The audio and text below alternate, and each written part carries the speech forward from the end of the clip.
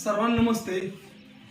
बरेच लोक बोलतात दादा डोकं दुखतंय, डोक्याचा व्यायाम सांगा.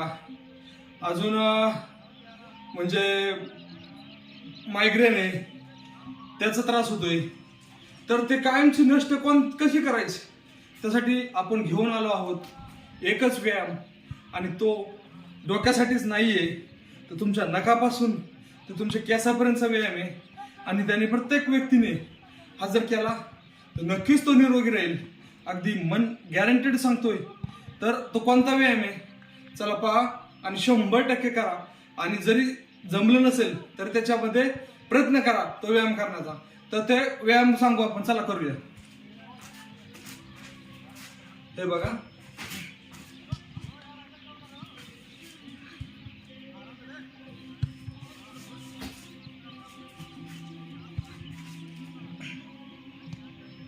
ह्याला शीर्षासन बोलतात, मराठीत बोलतात डोक्यावरती उभे राहणे.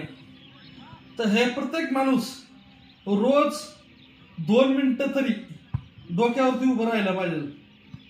बघा,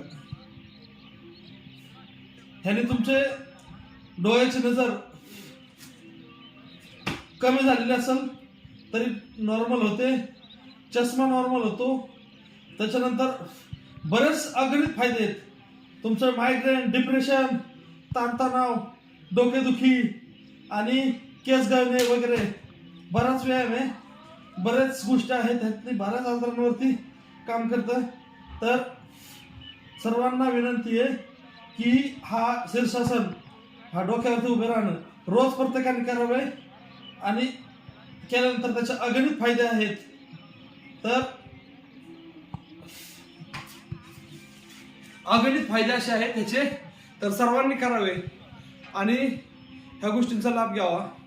तर आपल्या नजर कमी झाली कोणाची, किंवा हा व्यायाम लहान मुलांचा सुद्धा करून घ्या. आता नवीन नवीन मुलांना चष्मे लागतात वगैरे, तर त्याचं मूळ कारण आहे ब्रेनला रक्त न पोचणे. डोळ्याची छोटे छोटे कोशिका असतात, त्यांना रक्त पोचत नाही, नजर धुंदली होती, नजर कमी होती. पहिली लोकांना 100 वर्ष जगत होती तरी चष्मा लागत नव्हता. तर कारण हेच आहे, आजचं वातावरण, आजचं खानपान, आजचं म्हणजे कल्चर म्हणलं तरी चालेल.